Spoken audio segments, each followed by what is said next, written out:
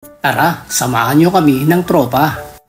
Kanya-kanya kaming bitbit ng mga gamit. Alas 7 na ng umaga. Tamang-tama lang para sa pupuntahan naming event.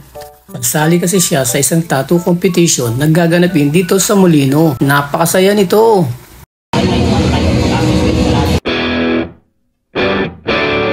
At nagsimula na nga kaming mag-set up.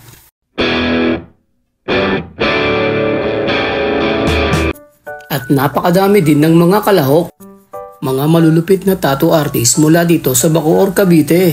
Sinimulan ng idikit ang stencil ng napiling disenyo. Kailangang siguraduhin kung tama at pantay. At kung merong Diwata Pares Overload, meron din namang Diwata Ink Tattoo Supply. Naandito rin sila kung sakaling maubusan ka ng tinta. At hindi lang yan, naandito rin ang ating tropa na gumawa ng pangmalakasan at malupit na trophy.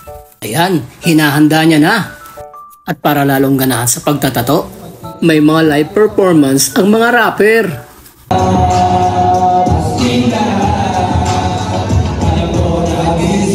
Aircon nga pala dito at dahil sa sobrang init ng panahon, hindi na rin kinaya kaya nagdala na lang sila ng kanya-kanyang sariling electric fan. Samantala, balikan natin ang tropa. At hindi naging madali ang bawat sandali dahil tagiliran ang isa sa pinakamasakit na parte ng katawan kapag tinatatuan. Ngunit nagkaroon ng aberya. Nagkaroon kasi ng emergency ang aming model.